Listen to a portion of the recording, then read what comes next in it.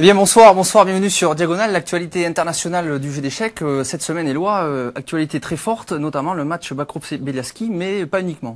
Oui, pas uniquement, puisque nous avons également été au Sénat à l'inauguration des tables d'échecs, où là nous avons eu l'occasion de voir des personnalités people qui s'intéressent au jeu d'échecs, notamment Christian Poncelet, Jean-Pierre Chevènement, Étienne Bacrot, Joël Lautier, ils étaient tous là. Joël Lautier, Jean Becker, réalisateur, ainsi que José Giovanni. On a rencontré la championne de France, Christine Flier aussi. Le président de la Fédération française. Le président de la Fédération. Anatoly Weiser, qu'un des meilleurs joueurs français aussi. Zourab Azmaï Parashvili. Oui, qui était aussi au match d'Étienne contre Beliavsky, où nous avons d'ailleurs une très bonne interview de lui qu'on vous passera tout à l'heure. Donc match Bakrov-Beliavsky, Éloi, qui s'est terminé avec donc la victoire de Beliavsky, justement, donc de l'ancien candidat au titre mondial. C'était peut-être un match un peu difficile pour Étienne, mais bon, il a quand même réussi à égaliser un peu le jeu, peut-être un peu. Il s'est lancé un peu trop à l'attaque sur la deuxième partie. Oui, disons pour rester simple, que Étienne Bacrot n'a pas fait un mauvais résultat. Il a perdu le match 3,5, 2,5. Il jouait quand même contre Alexander Beliavsky, qui est un très très fort joueur. Il venait juste de sortir du championnat de France, ça ils l'ont expliqué très bien dans les interviews. Donc il n'avait pas une mission facile dans ce match contre Alexander Beliavsky. Et le score, je trouve qu'il s'en est sorti de façon honorable. Disons, il a perdu une seule partie sur une préparation de Beliavsky, et il a quand même tenu 5 nuls, c'est-à-dire qu'il a montré une fois de plus qu'il est très solide et qu'il arrive à tenir un joueur du top niveau mondial assez facilement. Alors je crois qu'on a un petit commentaire en fait sur la formule du match par le père d'Étienne Bacrot. Oui, pourquoi Étienne Bacrot fait-il des matchs et non pas des tournois? Alors on va voir peut-être si on peut passer, est-ce que notre première... Voilà, non, on va passer tout de suite une interview de Je vais te poser une question maintenant en tant qu'organisateur, peut-être la dernière question. Qu'est-ce que tu penses de toutes ces nouvelles formules, puisque donc on sait que tu organises ce match ici, des nouvelles formules de championnat, comme le championnat du monde avec partie en semi-rapide, des matchs très rapides à élimination directe, le championnat de France nouvelle formule, ou alors les anciens Open. Quels sont les tournois que tu préfères, à ton avis? Quels sont les avantages et les inconvénients de chacun? Bon, personnellement, j'ai un petit avis à donner là-dessus, mais je crois que par exemple, la formule des matchs ici, donc qui permettent à Étienne en fait de s'opposer en match, est très instructive. C'est quelque chose de très formateur. C'est le grand maître Dorfman d'ailleurs qui avait proposé cette idée il y a quelques années, et je crois que c'était de bons conseils. C'est bien entendu différent d'un tournoi. Alors maintenant, pour revenir aux nouvelles formules actuelles qui introduisent un petit peu de la chance, bon, je pense que ça a un certain intérêt, mais je crois qu'à long terme on reviendra aux vraies formules qui ont permis aux échecs de son essor, en fait. C'est-à-dire les longs tournois, les matchs longs, etc. À partir du moment où on donne la valeur d'un blitz de départage à une partie longue, bon, je veux dire, c'est plus vraiment des échecs, c'est autre chose. D'accord, mais à ce moment-là, on ira un peu à l'encontre de la médiatisation du jeu d'échecs, dans la mesure où maintenant, avec l'influx, enfin toutes les nouvelles informations, les nouvelles technologies, tout se passe beaucoup plus vite. Donc les tournois rapides à élimination spectaculaire sont quand même plus recommandables. Je sais pas si... Je pense que les matchs qui ont été vraiment médiatisés dans le monde des échecs, mais on pense aux grands matchs, Spassky, Fischer, Karpov, Kasparov, etc. Ça a été des vrais événements médiatiques. Bon, Las Vegas, malheureusement, on en a parlé que dans le microcosme des échecs, et le championnat de France a été assez médiatisé cette année, pas grâce à la nouvelle formule, grâce à la participation de presque tous les meilleurs joueurs français, puisqu'il y avait seulement le grand maître Dorfman qui ne jouait pas. Mais Joël Lautier jouait, et bien sûr c'était important. Et en plus il y avait une bonne organisation d'ensemble, avec les venues de Karpov, Kasparov. Bon, donc ça joue énormément. Oui, c'était clairement un beau tournoi. Et ici, l'organisation se passe bien? Oui, moi je suis qu'un pion dans l'organisation, mais on a la chance ici d'avoir le support du maire d'Albert, qui est un amateur d'échecs, qui était un joueur classé, et donc qui supporte les échecs. C'est une très bonne chose. Et en plus, Étienne joue dans sa région, donc c'est bien aussi, quoi. D'accord, bon bravo, et puis bonne chance à Étienne, et merci d'avoir répondu à cette interview. Donc, Éloi, donc l'avis du père d'Étienne Bacrot, donc qui lui est favorable aux échecs anciennes formules entre guillemets. Aux échecs anciennes formules. C'est vrai que il a des arguments. Hein. Les matchs Karpov-Kasparov et Spassky-Fischer ont été grandement médiatisés. Je pense pas qu'on peut retrouver une médiatisation telle avec le système d'aujourd'hui, mais disons que c'est un autre style. Avant, c'était l'Ouest contre l'Est, ou alors Kasparov, l'apparatchik contre Karpov bien intégré dans le système. Maintenant, on va plus vers la mondialisation et plus vers les grands tournois plus spectaculaires. Alors je sais pas, les deux formules ont leurs avantages. Maintenant, pour la justesse du résultat, c'est vrai qu'un match en 6 parties donne, donc à plus juste titre encore en 20 parties, va dire qui est le meilleur des deux joueurs. Alors que le championnat du monde formule actuelle ne dira pas forcément qui est le meilleur. Alors il faut peut-être trouver un mélange entre ces différentes formules qui soit adéquate, peut-être trouver, comme Nicolas d'ailleurs proposait aussi un espèce de mixte aussi, de poules, de tournois fermés, suivi de matchs peut-être un peu plus longs après dans les qualifications. Oui, c'est vrai qu'on a bien parlé de toutes ces formules en général. Moi, personnellement, je suis pour les formules rapides à élimination directe, comme le Grand Prix de Bordeaux d'ailleurs. Ce qu'on peut dire aussi, c'est Étienne Bacrot, organisateur. Stéphane Bacrot, donc le père d'Étienne, est organisateur. Oui, alors ça c'est vrai que bon, c'est une bonne chose pour Étienne, bien entendu, puisqu'il a maintenant une très bonne expérience en match. On a un peu coupé l'interview de Stéphane, mais il a rappelé quand même l'historique de ces matchs. Ils ont commencé par Levon Aronian, donc qui était un des meilleurs juniors avec Étienne. Ils ont aussi organisé un match avec Smyslov, avec Korchnoi, avec Hübner, qui sont tous d'excellents joueurs de match. Donc Étienne a maintenant une expérience considérable dans tout ce qui est 1 contre 1, pour ainsi dire. Donc là, 1 contre 1, cette fois un peu à son désavantage, mais limite, il y aura peut-être une revanche. Il y a dans l'air une possibilité de revanche, je crois. Oui, peut-être organisé en Slovénie d'ailleurs, mais enfin bon, tout ça ne nous regarde pas. En tout cas, à Albert, donc maintenant une tradition de match chaque année pour Étienne Bacrot. Pourquoi? Parce que c'était son club d'origine. Maintenant, je crois qu'on a l'interview d'un responsable de l'administration de la ville d'Albert. Oui, nous avons rencontré l'adjoint au maire, donc Jean-François Hu, qui est l'adjoint au maire pour tout ce qui est sport dans la ville d'Albert. Voilà, donc si on peut envoyer l'interview de Jean-François Hu. De la salle du jeu de paume avec monsieur Jean-François Hu, donc qui est adjoint au maire dans le cadre de la jeunesse de la ville d'Albert. Bonsoir monsieur. Bonsoir.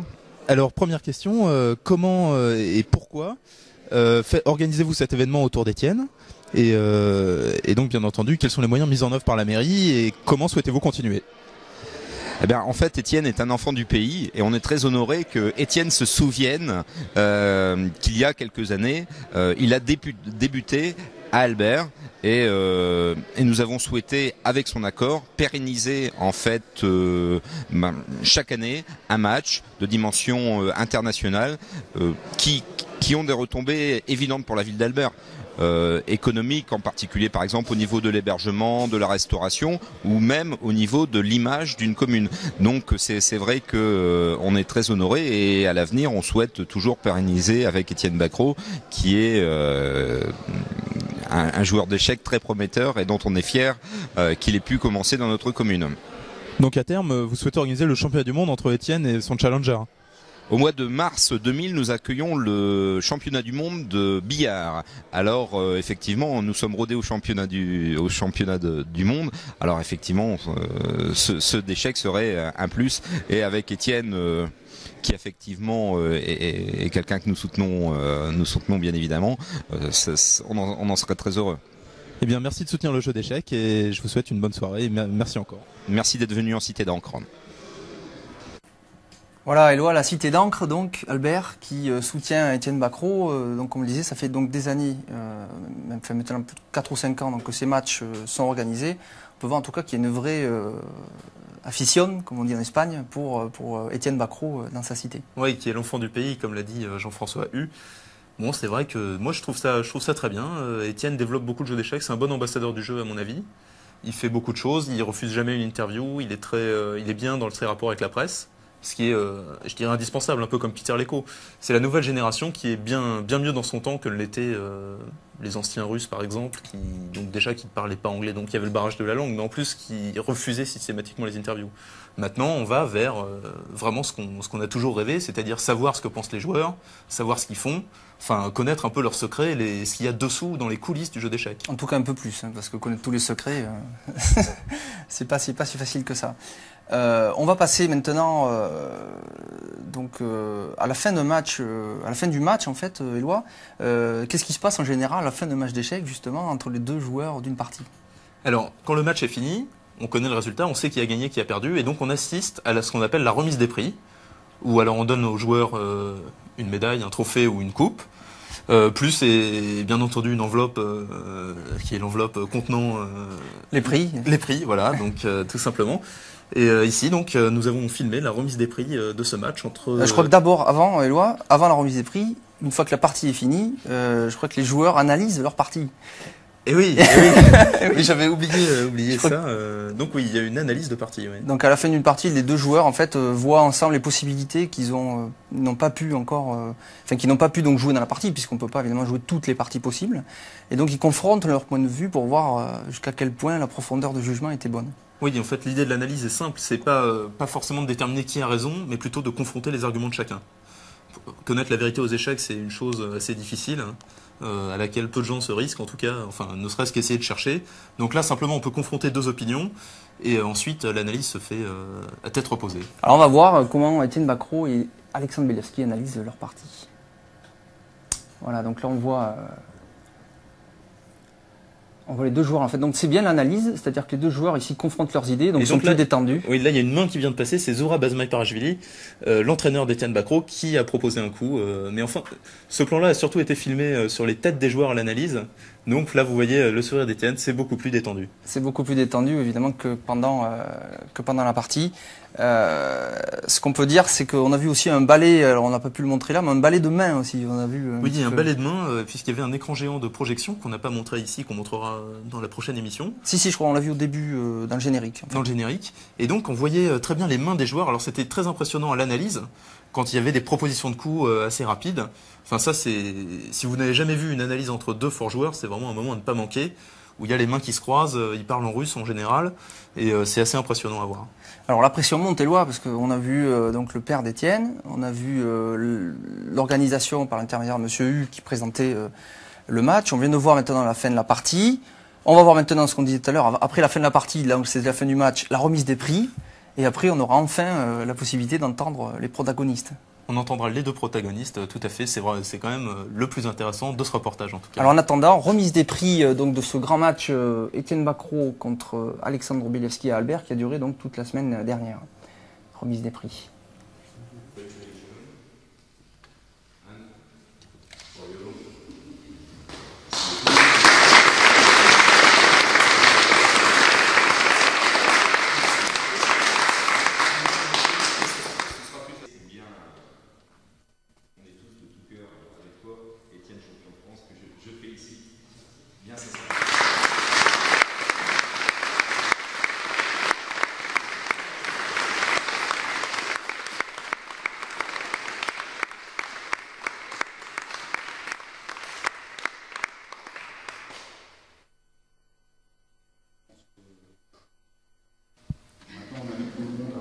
Bonsoir, alors nous sortons de la remise des prix avec la remise de la coupe donc à Alexandre Beliavski qui était très content, je crois, et très content d'avoir gagné ce match et c'était pour lui pas si évident que ça, et on le verra peut-être tout à l'heure dans son interview. Ouais, vous découvrirez qu'il est assez humble sur l'échiquier, il est assez zen en tout cas, et il a dit des choses très très intéressantes.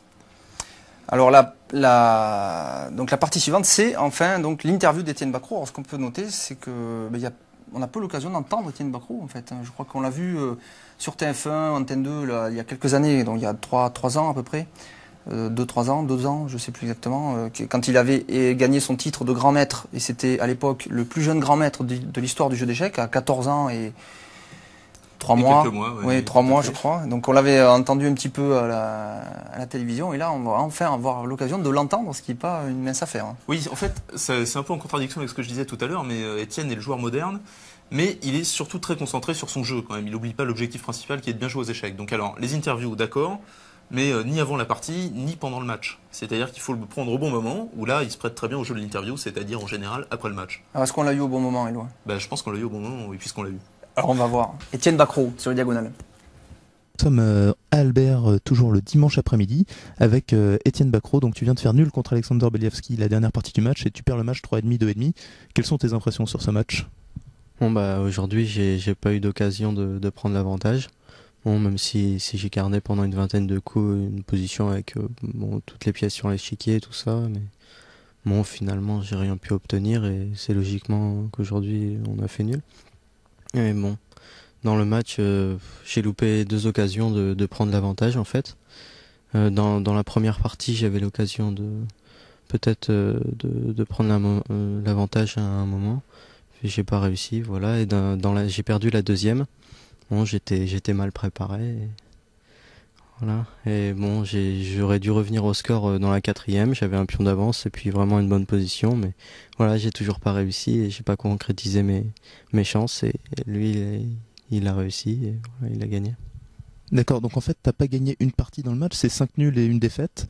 C'est un score assez, je dirais, ennuyeux entre guillemets quand on a la pêche et qu'on est jeune, qu'on a envie de gagner. Quelle leçon tu vas tirer de ce match? Bah, bon, les parties étaient assez intéressantes quand même. Hein. C'était pas un match ennuyé. J'ai essayé de revenir à chaque fois. J'ai pas bien réussi à prendre l'avantage avec les blancs. C'est pour ça que le score est comme ça. C'est tout. D'accord. Et donc dernière question sur le match, après on passera à ton actualité. Comment est-ce que tu t'es préparé pour le match? Est-ce que c'était pas trop rapproché du championnat de France sur lequel on va revenir bien entendu? Ouais, bien sûr, c'était rapproché du championnat de France. J'ai pas eu le temps de me reposer peut-être comme il fallait. Bon, sinon j'ai travaillé quelques jours avec Zurabaz Maïparashvili avant le match et bon, voilà, c'était rapproché du championnat de France, mais normalement j'aurais pu essayer de faire un meilleur résultat. Oui, on peut toujours faire mieux, mais alors bon, cette année quand même tout a réussi. Tu as gagné les Bermudes en début d'année, de bon augure. Tu n'as pas disparu dans le triangle des Bermudes. Ensuite, tu as gagné le tournoi de Lausanne, donc les meilleurs juniors du monde. Tu as gagné le championnat de France 99. Est-ce que tout ça, ça fait pas un peu trop? Bah ouais, en général, on peut dire que j'ai quand même fait une bonne année, malgré que j'ai perdu ce match. Hein. J'ai gagné 3 tournois. J'avais jamais fait ça auparavant. 3 tournois dans une année, c'est beaucoup. Mais bon, j'espère que je vais continuer là. Bon, j'ai un match en semi-rapide contre Judith Polgar à Bastia, normalement. Et sinon, bon, pour cette fin d'année, je sais pas bien. Je vais essayer d'abord, je vais me reposer. Après, je vais essayer de bien comprendre pourquoi j'ai perdu le match et puis d'essayer de m'améliorer encore. D'accord, donc là tu vas jouer en équipe de France, tu vas faire le stage d'entraînement avec Marc Dworecki à Naujac-sur-Mer. Donc qu'est-ce que tu penses de cette sélection française dans laquelle tu es le leader puisque tu es champion de France 99? Bon, bah je sais pas, c'est une bonne équipe bien sûr. Il y a Joël, il y a Christian Bauer, David Marciano et Laurent Fressinet dans l'équipe. L'équipe titulaire, bon, ça va, c'est une équipe jeune qui est assez forte. Bon, Josif Dorfman aurait eu sa place quand même. Oui, bon. J'espère que le stage va bien se passer et puis après on verra pour le championnat d'Europe par équipe. Ça, je sais pas si. D'accord, en tout cas on te souhaite bonne chance pour le championnat d'Europe et merci d'avoir répondu à ces questions. Alors peut-être un dernier petit mot pour tes fans.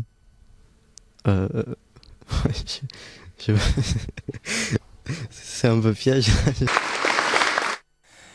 Donc Étienne Bacrot, en tout cas très décontracté pour l'interview. Ce qu'on a appris, c'est son actualité prochaine. Il va donc jouer un match à Bastia contre Judith Polgar. Oui, contre Judith Polgar, qui est une spécialiste du jeu semi-rapide. Judith Polgar ne joue d'ailleurs pratiquement plus que des exhibitions semi-rapides. Enfin, j'ai dans ma tête, Judith Polgar est très très forte en semi-rapide. Elle a battu Karpov, on s'en rappellera toujours. Oui, c'est vrai. Elle a joué un autre match, il me semble, je sais plus contre qui. En tout cas, Judith Polgar joue très bien. Ça va être vraiment un très beau moment d'échec à Bastia. Je sais pas si on aura des images de là-bas. De toute façon, on ira filmer Judith Polgar au tournoi de Govans.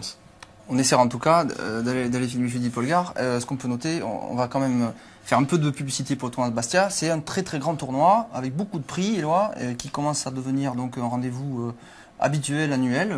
On peut en parler un peu, parce que je crois qu'il y a plus de 400 000 francs de prix. Oui, c'est la 3e édition, les prix augmentent régulièrement. Pour parler chiffres, je crois que c'était 300 000, 350 000 et 400 000 cette année. Donc ça, c'est l'ensemble des prix. Hein. L'enveloppe totale des prix. Donc le tournoi dure 3 jours et le gagnant du tournoi gagne 50 000 francs. Donc pour les joueurs d'échecs, c'est des prix au-dessus de la moyenne, hein, on va pas dire le contraire. Donc ça attire clairement les meilleurs joueurs du monde. L'année dernière, c'est Alexander Tchernin qui a gagné.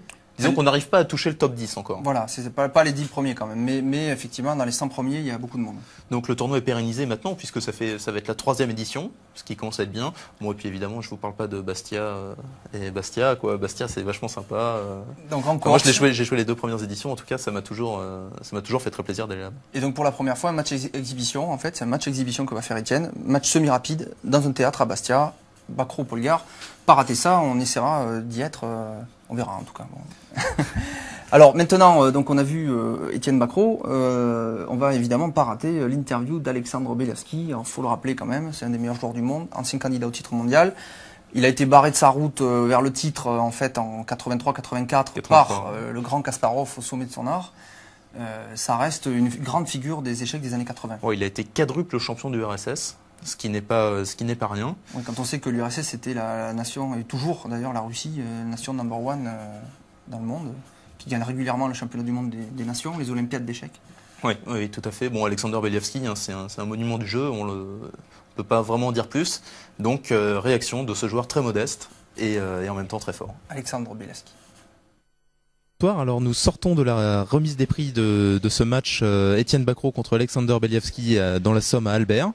Je suis avec le vainqueur du match, Alexander Beliavski. Mr. Beliavski, you play match against French almost best player actually. And what are your impressions about the match? You think you play good games? You think he was in not so good form? Or you think your victory was logical? I'm very happy that I won this game against the actual champion of France. And I think that the reason why Etienne played not so excellent like he played in the last French championship that finished just few weeks ago, the reason was that he was very tight of this championship, and because he won the title of French champion, he wasn't so much motivated to struggle in every game. And I think that if he would play this match 3-4 weeks later, maybe the situation was much more complicated for me. Okay, so thank you.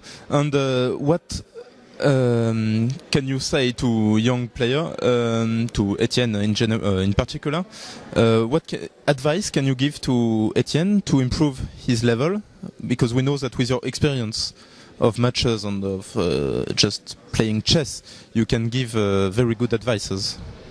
I don't think that Etienne need my advice to studying chess, because he is working very hard, and every day I know it.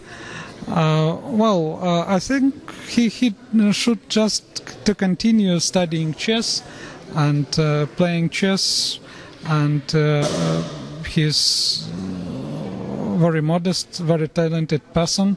I really enjoyed to play against him in this match, and I think he has a good chances to win world champion title in the near future. So very good hope for French player, yes.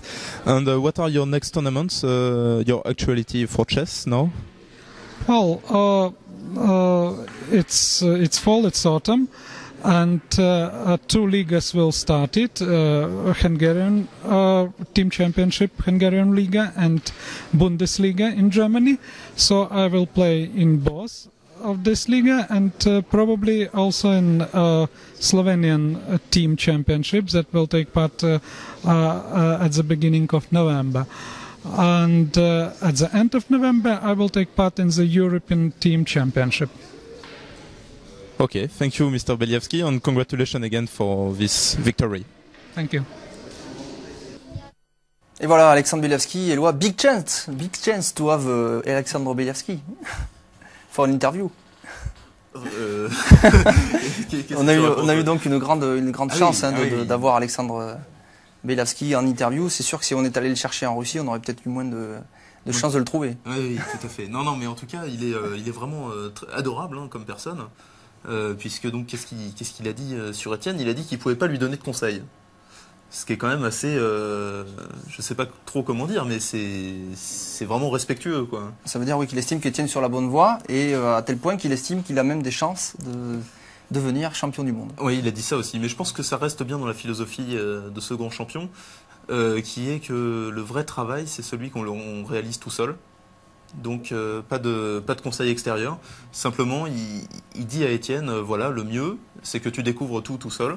Moi, j'ai pas de conseils à te donner, je pourrais t'en donner, mais c'est bien entendu mieux que tu les découvres par toi-même.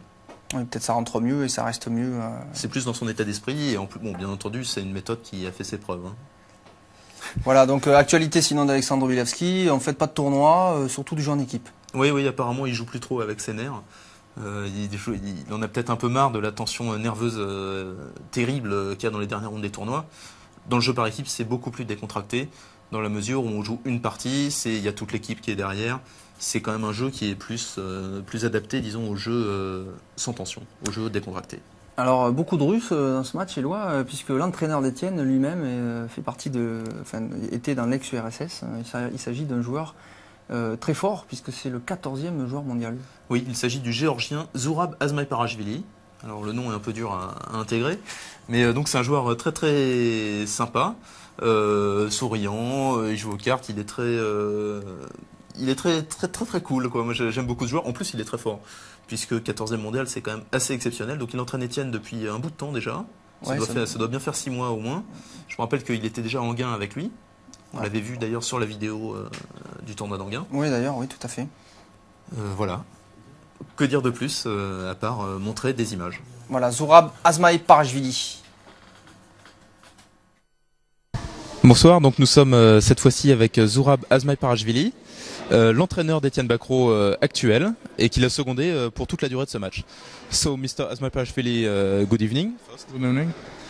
So you are now the trainer of Étienne Bacrot, official trainer, we can say.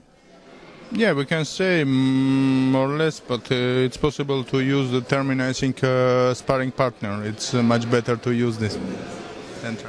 So you work quite a lot with Etienne, and you prepare for this match. What are your impressions about the result, and what can be improved in Etienne's play?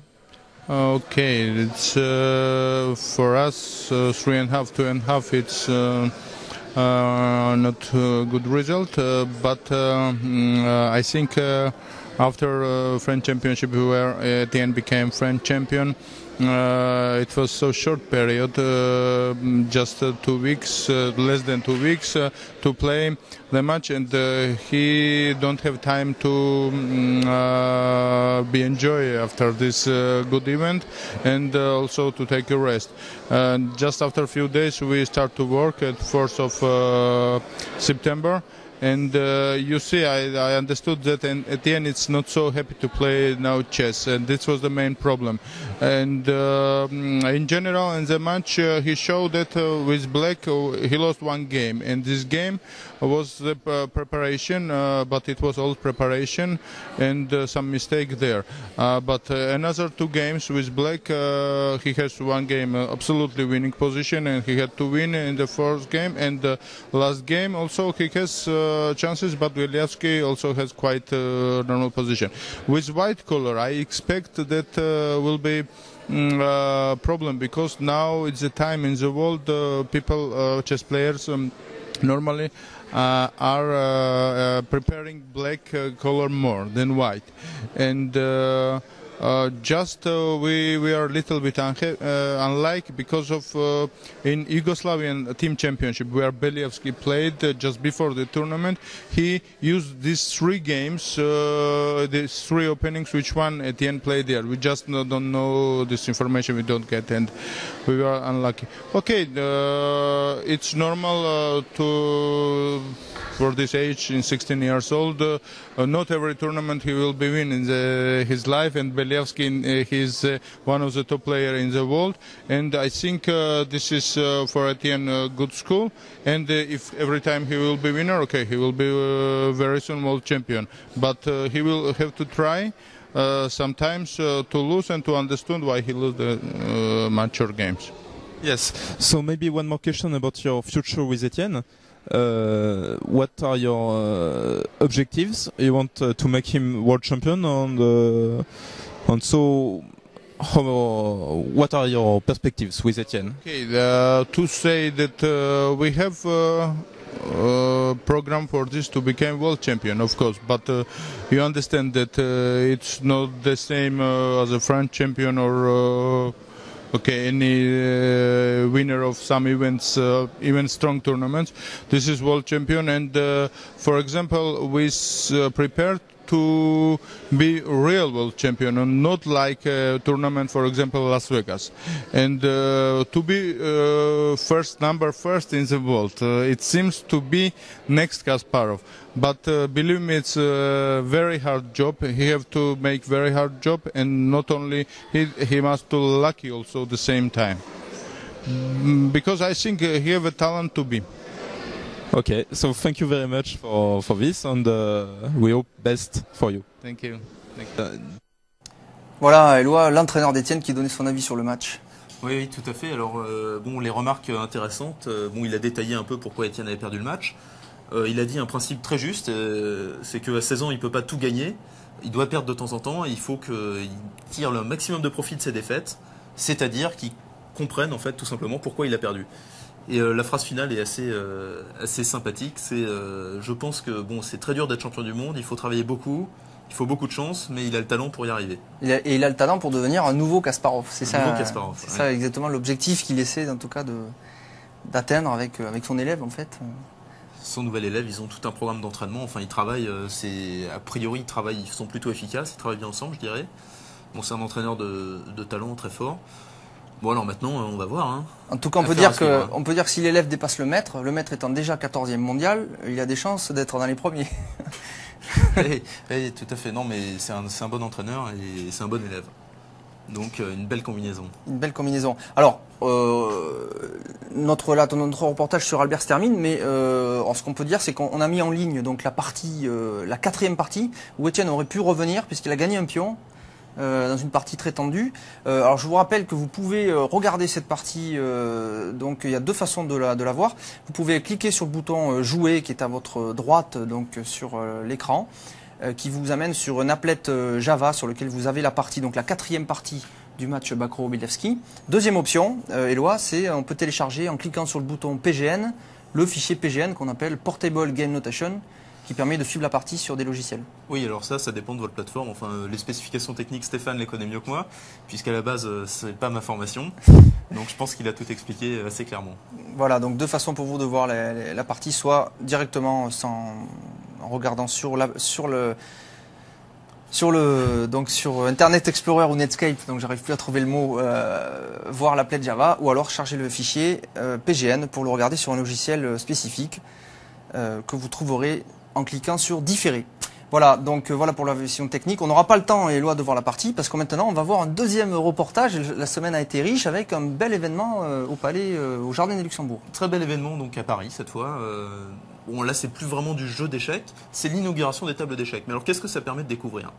Le Jardin du Luxembourg déjà, très beau jardin appartenant au Sénat, avec beaucoup de joueurs d'échecs. C'est-à-dire c'est un jeu qui est complètement différent. C'est pas un tournoi, c'est pas un match, c'est pas un blitz. C'est le jeu, les joueurs de jardin, c'est pas du jeu sur internet non plus, c'est les anciens joueurs qui aiment venir ici, cadre agréable, soleil. Il y a même de forts joueurs qui viennent aussi. Il y a même de très forts joueurs. Il y a même de très forts joueurs qui viennent, et ça fait donc des années que ce jardin accueille des joueurs donc régulièrement. On peut aller donc jouer au Jardin du Luxembourg. Donc le Sénat a eu l'initiative de mettre en place des tables spécialement faites pour le jeu d'échecs, voyant la tradition qui s'était établie. Et donc on va en retrouver un événement grandeur nature. On va peut-être pas en détailler plus, Eloi. En tout cas, l'événement a été très très bien mis en relief.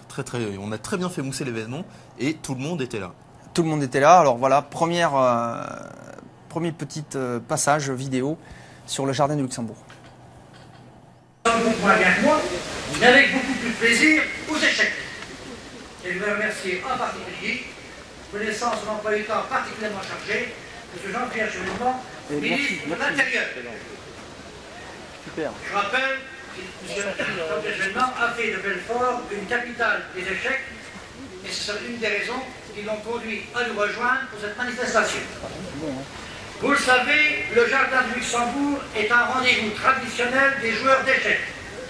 Comme dans beaucoup de parcs publics dans le monde, vous vous réunissez pour pousser le bois, comme on dit communément. Mais curieusement, rien n'avait vraiment été fait pour vous. Vous jouez peu confortablement sur des chaises transformées en table. Même pour les promeneurs, votre présence, sachez-le, ajoute au charme de ce jardin. Pendant longtemps, le Sénat ne s'est pas aperçu de l'honneur que vous faites au Jardin du Luxembourg de l'avoir choisi pour pratiquer votre discipline préférée. En installant ces tables, nous avons voulu d'abord vous offrir un mobilier confortable et digne de l'histoire de ce jardin. Les tables que... Donc qui on a vu des personnalités de premier plan en France. Alors nous avons vu le président du Sénat lui-même, donc Christian Poncelet. Nous avons vu également le ministre Jean-Pierre Chevènement. De l'Intérieur. Ministre de l'Intérieur, ce qui n'est pas le plus facile. On a vu aussi Étienne Bacrot et Christine Flier, nos deux champions de France actuels de 1999. Féminin et masculin. Donc un joli plateau pour l'inauguration. Alors ce qu'on a vu aussi, c'est qu'il y avait beaucoup de monde autour et beaucoup de télévision, beaucoup de journalistes, énormément de public. D'ailleurs, il y avait des gradins pour empêcher que tout le monde puisse oui, il y avait venir. Des barrières. C'était une très belle manifestation. Tous les joueurs habituels du jardin étaient là. Il y avait toute la presse, donc là qui n'est plus habituelle, qui était là. Grosse effervescence quand même dans les jardins du Sénat pour accueillir ces personnalités. Alors, suite à ce discours d'inauguration de Christian Poncelet qu'on vient de voir, Éloi, donc on va voir maintenant qu'après des parties se sont organisées entre les personnalités. Il y avait aussi des cinéastes, des réalisateurs. On va voir tout de suite, je crois, une partie très intéressante avec une ambiance de ces différentes parties. Après, on commentera les personnalités qu'on a pu voir jouer. Donc, une petite démonstration après ce discours de Christian Poncelet. Donc, l'inauguration des tables d'échecs à proprement parler avec les premiers joueurs, les premiers utilisateurs de ces nouvelles tables. Voilà, si on peut passer. Pardon. C'est Jean-Pierre Chevènement contre Jean Becker. Les enfants du Marais. Première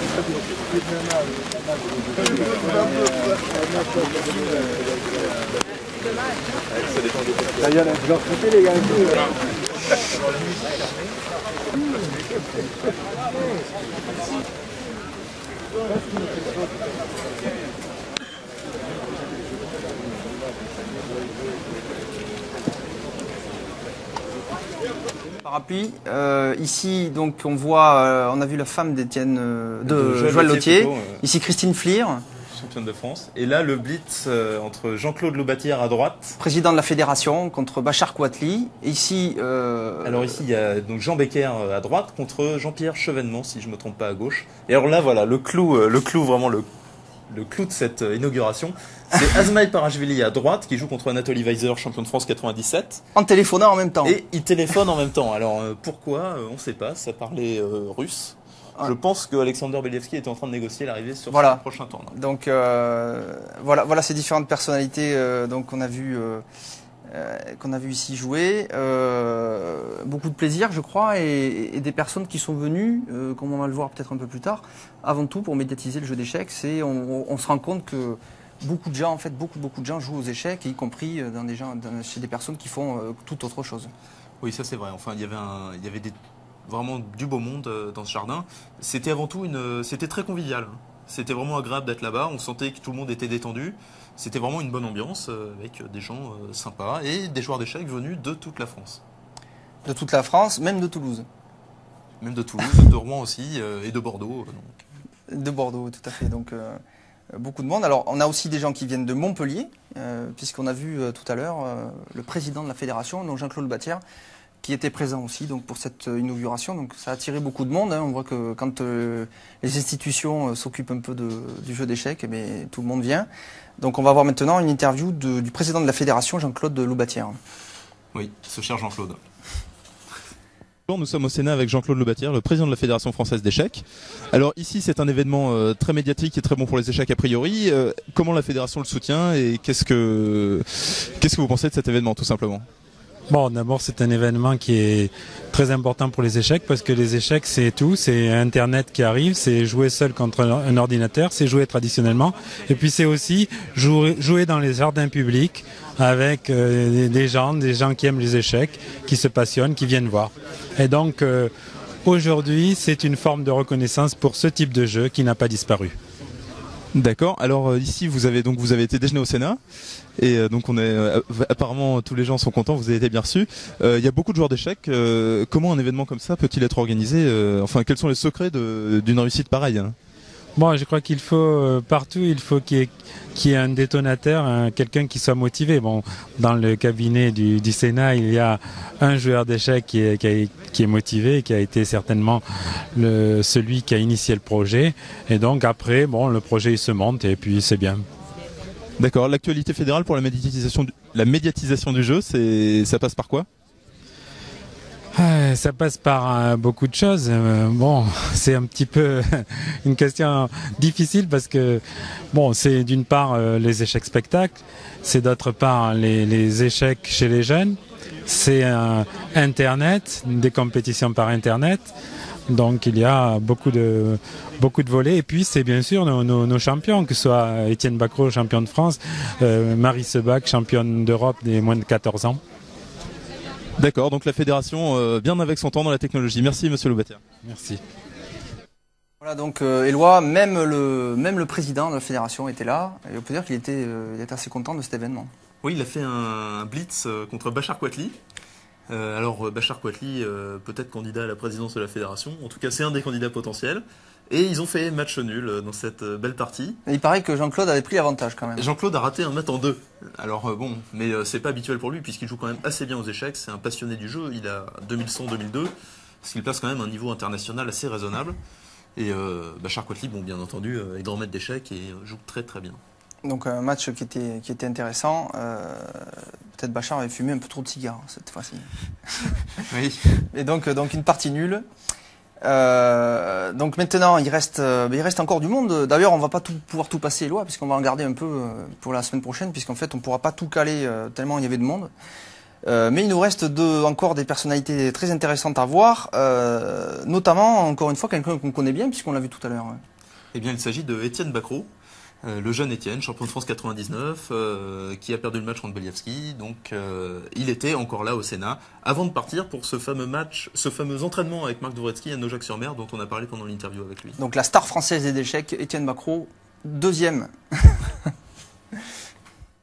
Toujours au Sénat pour cette inauguration des tables d'échecs avec cette fois la star de l'événement, Étienne Bacrot. Bonjour Étienne. Salut Éloi. Donc tu es partout ? Ouais, Albert, au jardin du Luxembourg, ouais, je bouge beaucoup. Ouais. Et alors ici, tu es venu, tu as donc mangé au Sénat avec toutes les personnalités, et là tu viens de faire des parties contre des joueurs people célèbres. Ouais, au repas c'était très sympa, donc avec des gens que je connaissais déjà un peu.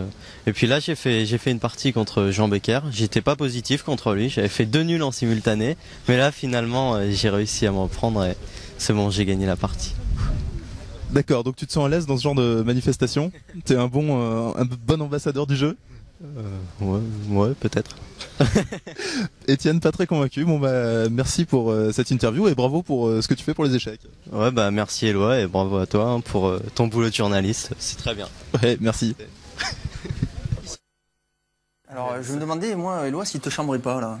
Oui, je crois que ouais, c'est un petit peu ça. Enfin, en tout cas, il est beaucoup plus décontracté que l'interview d'après le match. C'est normal parce que c'est très fatigant une partie. Il faut rappeler que les parties contre Beliavski durent en moyenne 4 heures en fait. En moyenne 4 heures. C'est pas facile, mais alors là, il était bien souriant et il chambre un peu même, quand même, à son âge.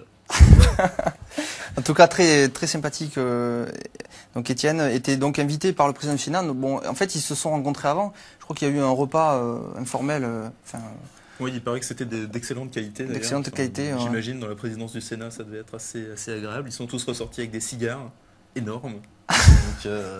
Donc en tout cas, ils ont été bien reçus au Sénat par donc Christian Poncelet.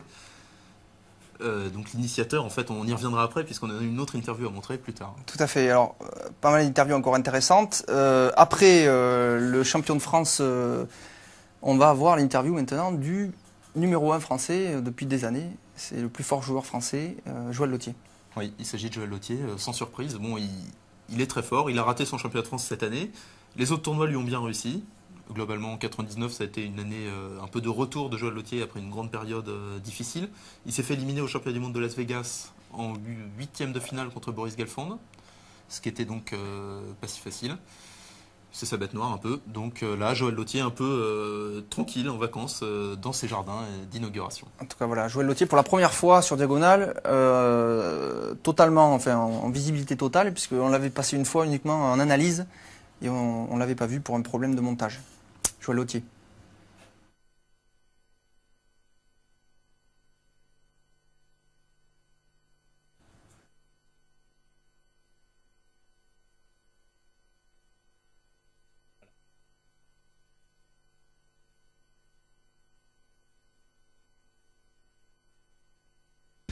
Bonjour, alors on est au Sénat, donc la première remarque que tu m'as fait en arrivant ici, c'est qu'est-ce qu'il y a comme joueur d'échecs? C'est impressionnant, est-ce que tu peux détailler un peu ce propos? Oui, c'est vrai, je m'attendais pas à ce qu'il y ait autant de joueurs, en plus des joueurs qui d'habitude ne sont pas à Paris, et presque l'impression qu'ils se sont déplacés spécialement pour l'événement, donc c'est un peu surprenant. D'accord. Tu viens jouer au Luxembourg d'habitude ou ça fait longtemps que tu viens plus? Je venais pas très souvent, pourtant j'habite pas très loin du Luxembourg, mais bon, c'était pas dans mes habitudes, mais je pense que je passerai plus souvent faire un tour. D'ailleurs, ce week-end, si t'es libre, on peut se faire des blitz. Bon, un petit match de blitz avec Joël. Alors donc un dernier petit mot, vous avez été reçu au Sénat, c'était bien? Ah oui, c'était très bien, oui, c'était très bon aussi, on a bien mangé. Et en plus, c'est agréable de voir que les échecs attirent l'attention des gens qui peuvent faire quelque chose pour que le jeu d'échecs se développe. Eh bien, merci Joël, et puis bonne fin de journée. Bonjour, toujours dans le jardin. Voilà, donc on a aperçu juste après Christine Flier, on passera cette interview la semaine prochaine. Joël Lautier très décontracté. Ouais, alors ce qui est bien avec Joël, c'est que même quand les questions sont pas bonnes, les réponses le sont quand même. Il a quand même réussi à dire tout ce que j'avais envie qu'il dise en fait, tout ce que et sans que je lui demande, parce que j'étais pas encore chaud, c'était la première interview de la journée et donc c'était pas la plus facile. Ce qu'on peut noter, donc là on a vu donc le champion de France 99, Étienne Bacrot, on a vu Joël Lautier, mais évidemment il y avait aussi d'autres personnalités. Tout à l'heure on a vu Chevènement, donc le ministre de l'Intérieur, bon évidemment Christian Poncelet puisque c'est lui qui est à l'initiative de l'opération. Donc on a vu aussi des personnalités du show business. Du show business entre guillemets, enfin oui, non même totalement du show business. Il s'agit des réalisateurs José Giovanni et Jean Becker. Qui sont vraiment des fans inconditionnels du jeu, comme on va le voir dans les interviews. Oui, d'ailleurs, c'est pas la première fois que Jean Becker rencontrait Étienne, mais on va peut-être laisser Étienne le soin de raconter pourquoi. Oui, tout à fait. Par contre, je sais que Joël Lautier avait déjà rencontré José Giovanni. Alors cette fois, les rôles étaient inversés, puisque c'était José Giovanni qui commentait son propre film. Joël était dans le public et elle lui a posé des questions à propos de cinéma. Donc, et José Giovanni ne savait pas qui était ce monsieur. Ce petit monsieur. Alors là. que finalement, c'était Joël Lautier quand même. Donc voilà, si on peut passer maintenant, on a une interview des réalisateurs Jean Becker et José Giovanni au Jardin du Luxembourg. Jolie partie.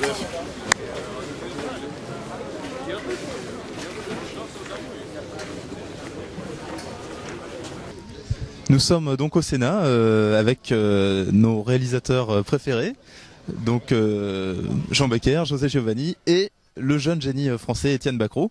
Donc d'abord une question pour les réalisateurs. Vous aimez beaucoup le jeu d'échecs, ça on le sait.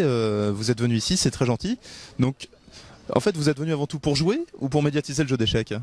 Pour médiatiser le jeu d'échecs d'abord, parce qu'on pense que c'est nécessaire. Je crois que c'est au niveau scolaire. D'ailleurs, je crois que ça va devenir plus ou moins non pas obligatoire, mais mon petit-fils, par exemple, on lui donne un choix, il peut apprendre à jouer aux échecs à l'école.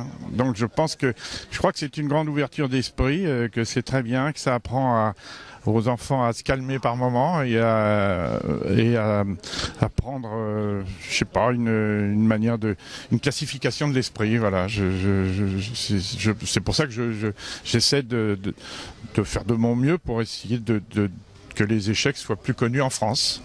D'accord. La même chose, je suis venu pour médiatiser les échecs parce que je joue plus depuis un moment. Mais enfin, ça a été une passion pour moi et ça le reste quand même dans la tête, une passion. Ça m'a beaucoup appris, ça m'a calmé. J'étais un attaquant prématuré, même dans la vie, hein, très violent. Et je crois que ça a été une bonne thérapie pour moi, les échecs. Ouais. D'accord, bah c'est très intéressant. Donc les échecs scolaires, les échecs thérapie. Et pour toi, Étienne, les échecs, passion, jeu ou métier?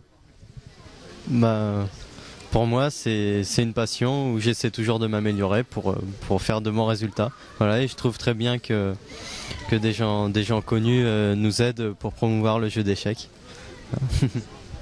Et alors, pardon, oui.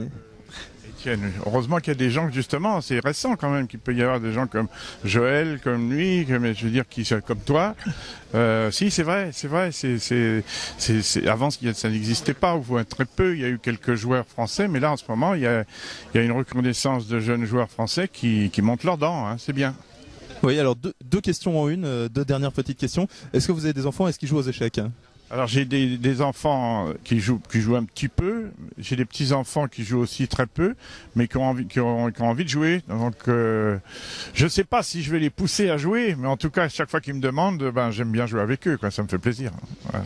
Aussi, moi j'ai ma fille qui est maintenant grande, elle a 35 ans, qui joue aux échecs. Je vais après à jouer aux échecs, elle joue aux échecs.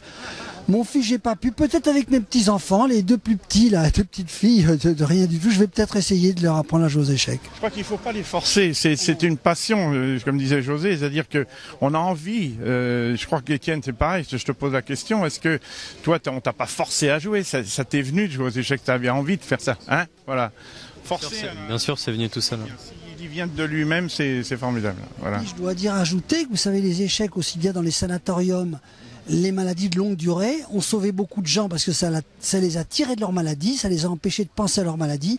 Aussi chez les prisonniers qui en jouant aux échecs s'évadent de la prison et ils ne sont plus dans la prison.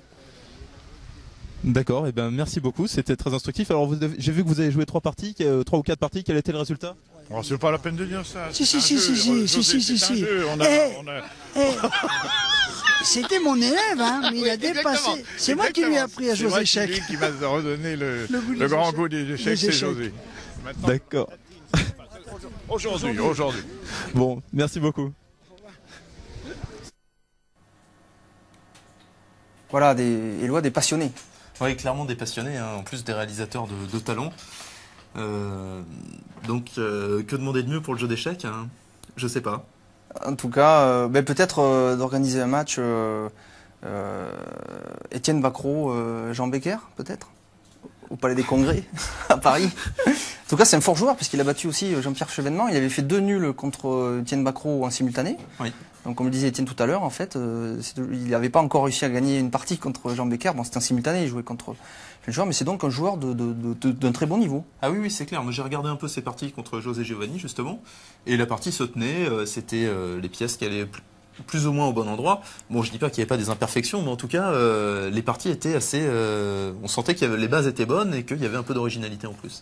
Alors, pour organiser donc un événement comme ça, et donc une opération, parce qu'il s'agit de placer des tables qui sont maintenant présentes tous les jours au Jardin du Luxembourg, il fallait des organisateurs, des gens qui aient l'idée de le faire, et donc il s'agit de Bertrand Guyard et Yves Marek. Et de Yves Marek qui est au Sénat. Donc on va voir tout de suite une interview des 2 organisateurs, des 2 initiateurs en fait du projet, Bertrand Guyard et donc Yves Marek. Voilà, organisateurs.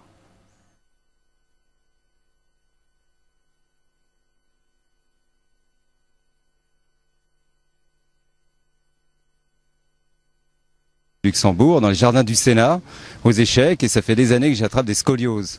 Alors ça fait des années que je me disais, ça serait bien qu'on ait de très beaux jeux d'échecs, et on en parlait avec mon ami Yves Marek, et un jour il a été nommé conseiller du président du Sénat. Et ce rêve est devenu réalité grâce à lui, mais je crois que c'est la meilleure chose à faire, c'est peut-être lui demander de savoir comment il a réussi à convaincre M. Poncelet, le président du Sénat, de mettre des échiquiers ici. Donc Monsieur Yves Marek, vous êtes apparemment passionné d'échecs également, vous êtes au Sénat, alors comment avez-vous fait pour convaincre le président du Sénat? La vérité, je n'ai eu aucune difficulté parce qu'il a trouvé tout de suite l'idée tout à fait naturelle, en dépit du fait qu'il ne joue pas aux échecs. Et donc ça a été très vite. Je lui ai proposé la chose au mois de mai. On a étudié les tables en juin. Comme c'est un matériau très difficile à fabriquer, il a bien fallu 2 mois pour le faire. Elles étaient sèches à peu près vers le 10 septembre et on les installe aujourd'hui le 21. D'accord, et bien en tout cas je vous félicite tous les deux, merci d'avoir répondu à ces questions, et passion et moyens, ça donne une très belle manifestation, merci. Merci beaucoup. Donc voilà, Éloi, on arrive pile poil à la fin de notre émission, effectivement, une très belle organisation, un très bel événement, et maintenant un bel endroit à Paris pour jouer quand il fait beau. Oui, alors les tables sont très très jolies, moi c'est la première chose qui m'a frappé, donc c'est des tables en lave émaillée. Lave de pierre, je crois. Oui, enfin, comme ça, en tout cas c'est très joli à entendre, et c'est très joli à voir également. Il suffit d'amener ces pièces, puisqu'elles ne sont pas en libre service, je dirais, sur l'échiquier. Et une pendule. Les pièces, une pendule. Ouais. Et on a un très bon endroit pour jouer avec des tables bien stables qui pèsent 45 kilos quand même. Donc on est bien, on est bien. Et on peut donc aller au Jardin du Luxembourg, dans l'espace qui est entre les terrains de tennis et le palais du Sénat, l'espace réservé aux joueurs d'échecs. Voilà, donc au Jardin du Luxembourg. Donc voilà, nous arrivons à la fin de Diagonale, donc le match Bacrot-Bielawski. Victoire d'Alexander Bielawski avec une victoire à 0. Et donc au Sénat, inauguration d'un nouvel espace échiquier par Christian Poncelet. Éloi, je crois que tu vas probablement partir en Chine, à Pékin.